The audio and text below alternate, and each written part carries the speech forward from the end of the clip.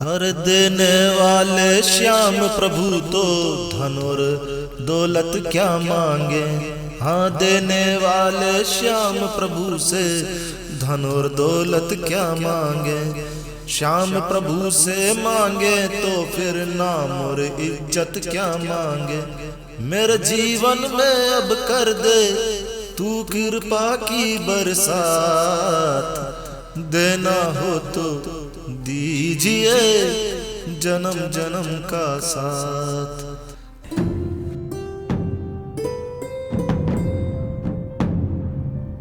जय श्री कृष्णा दोस्तों, मैं हूं नरेंद्र अग्रवाल और आप देख रहे हैं नरेंद्र अग्रवाल यूट्यूब चैनल। दोस्तों, आज का ये वीडियो बहुत ही खास है। यदि आप एक श्याम प्रेमी हैं तो आप इस वीडियो को पूरा अंत तक देखिएगा। तो दोस्तों, खाटू श्याम बाबा के 11 नाम, जिनके नाम से होते हैं पूरे सब काम। खाटू श्याम बाबा को लकदातार क्यों कहा जाता है? क्यों कहते हैं खाटू श्याम बाबा को लकदातार? 99% लोग इसका गलत अर्थ जानते हैं। तो आज इस वीडियो में हम आपको खाटू श्याम बाबा के 11 नामों के बारे में जानकारी शेयर करने जा रहे हैं। खाटू श्याम बाबा का सबसे प्रसिद्ध मंदिर राजस्थान के सीकर जिले की खाटू नगरी में स्थित है। खाटू श्याम बाबा को अनेक नामों से जाना जाता है और इन नामों से जब श्याम बाबा के जयकारे लगाए जाते हैं तो भक्तों में एक अलग ही उल्लास, एक अलग ही खुशी होने लगती है। इन नामों से जाप भी किया जाता है। तो आइए जानते हैं कि खाटू श्याम बाबा के 11 चमत्कारी नाम क्या हैं, जिनके जाप करने मात्र से सारे काम पूरे होने लगते हैं। दोस्तों, कहते हैं कि जो एक बार खाटू श्याम बाबा की शरण में चला जाता है, जो एक बार खाटू जाकर श्याम बाबा के दर्शन कर लेता है, जो एक बार श्याम बाबा से नजरें मिला लेता है, वो श्याम का प्रेमी हो जाता है और फिर उसे बार बार खाटू जाना होता है। ऐसा क्यों होता है? क्योंकि श्याम बाबा के दर पर जो भी भक्त श्याम बाबा के दरबार में श्याम बाबा की चौखट पर अपना सर रख देता है, उसकी समस्त मनोकामनाएं पूरी हो जाती है। जो जिंदगी में हर जगह से, हर तरफ से निराश हो जाता है, हार जाता है, जिसे लगता है कि अब उसका कोई सहारा नहीं बचा है, जिसका कोई सहारा नहीं होता, बाबा श्याम उनका सहारा बन जाते हैं। और इसीलिए खाटू श्याम बाबा को हारे का सहारा भी कहा जाता है। श्याम बाबा के कई नाम हैं, उनमें से 11 नाम सबसे ज़्यादा प्रसिद्ध है और सबसे ज़्यादा चमत्कारी है।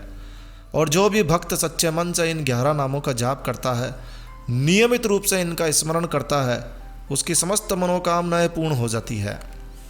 तो आज इस वीडियो में हम आपको श्याम बाबा के 11 नामों की जानकारी शेयर करने जा रहे हैं। हो सकता है कि आपको इन नामों की जानकारी पहले से ही हो, लेकिन तब भी आपको इनमें कुछ ना कुछ तो नया देखने को मिल ही जाएगा, क्योंकि आपको इन नामों का अर्थ और ये नाम क्यों पड़े, श्याम बाबा के ये नाम क्यों हुए, सारी जानकारी इस वीडियो में मिलने वाली है।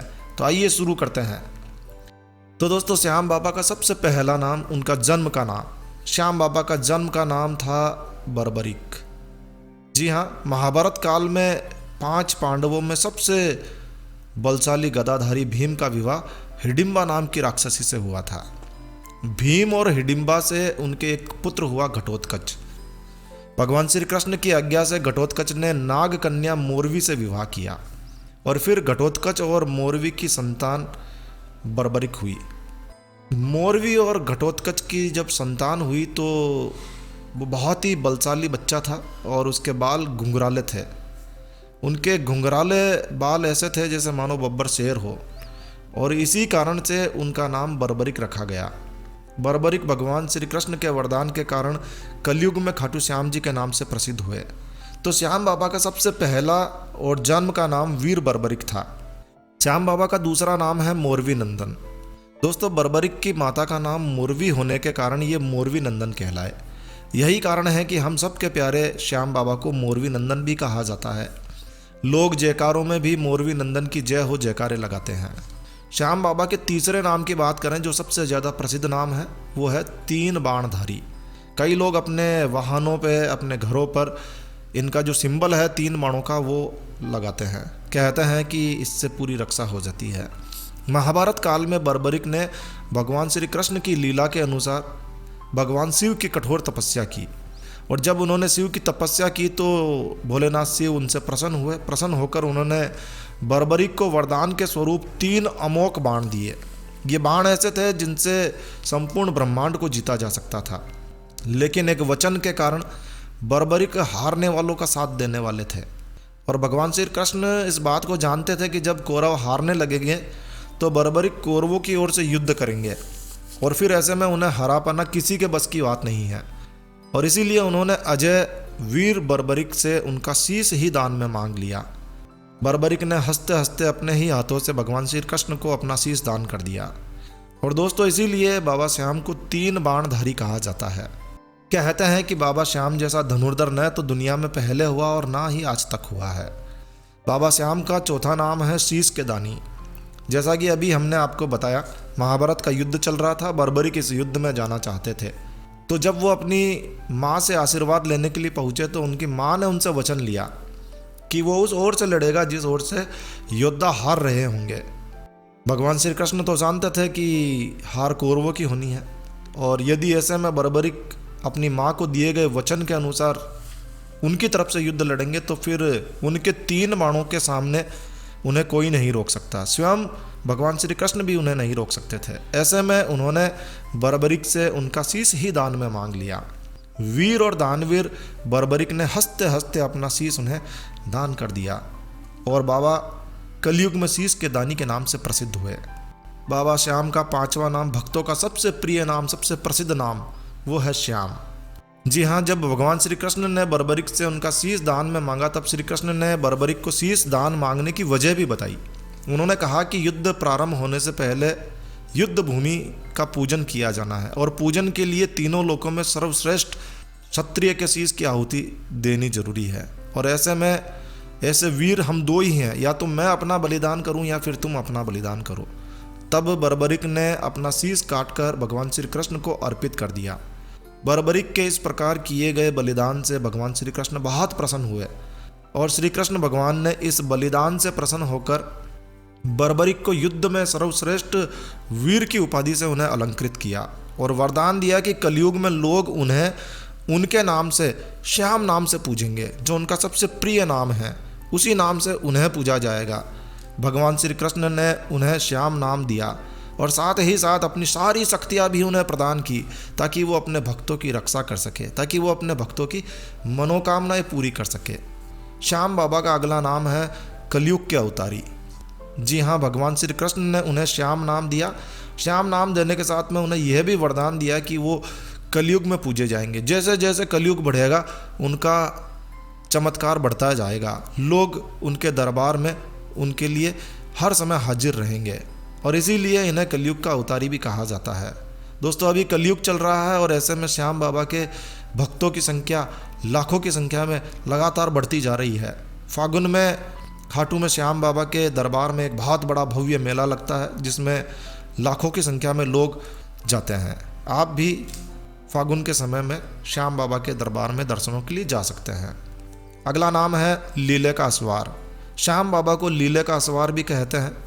वीर बर्बरिक के पास एक नीले रंग का घोड़ा था, वो उसी घोड़े पर अपनी यात्रा करते थे या युद्ध में जाते थे। तो नीले रंग को स्थानीय भाषा में लीला भी कहते हैं, और इसीलिए उन्हें लीले का असवार या फिर लीले का असवार भी कहते हैं।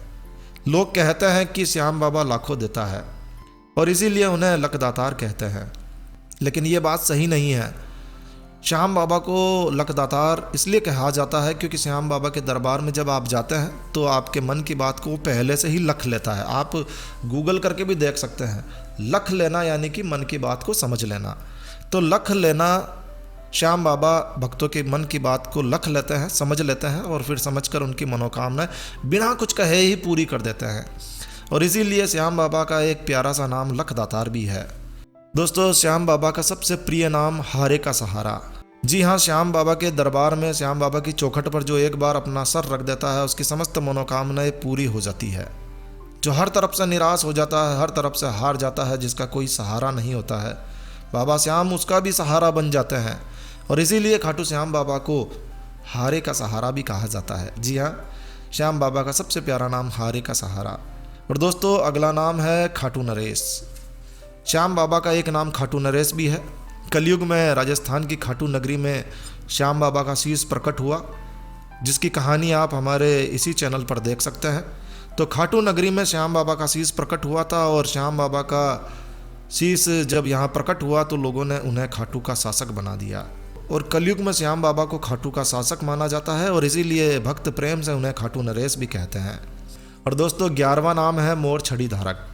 श्याम बाबा को भगवान श्री कृष्ण से वरदान और आशीर्वाद प्राप्त है, और इसीलिए भगवान श्री कृष्ण की प्रिय वस्तु है मोर पंखी बांसुरी भी उन्हें बहुत प्रिय है, और इसी कारण से मोर छड़ी रखने के कारण उन्हें मोर छड़ी धारक भी कहते हैं। तो दोस्तों ये थे बाबा श्याम के 11 चमत्कारी नाम। आप इन नामों का नियमित रूप से यदि जाप करते हैं तब भी आपकी मनोकामना श्याम बाबा अवश्य पूरी करते हैं। अगर आपको ज़िंदगी में अवसर मिले तो खाटू जाकर श्याम बाबा के दर्शन जरूर से करें, नहीं तो घर बैठे ही आप इन नामों का जाप भी कर सकते हैं।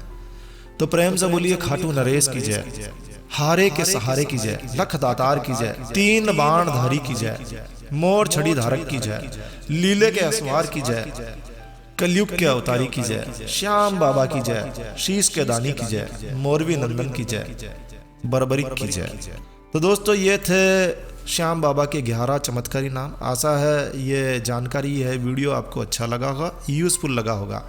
तो बस इस वीडियो को यहीं विराम देते हैं दोस्तों। यह वीडियो, यह जानकारी आपको अच्छी लगी हो, यूज़फुल लगी हो तो कृपया लाइक के बटन पर ज़रूर क्लिक कीजिए, और यदि आपने हमारा ये चैनल सब्सक्राइब नहीं किया हुआ है तो कृपया चैनल सब्सक्राइब कर लीजिए, क्योंकि इस चैनल पर हम लेकर आते हैं आपके लिए तरह तरह की धार्मिक जानकारियाँ, होम रेमेडीज, होम टिप्स और टेक्निकल नॉलेज।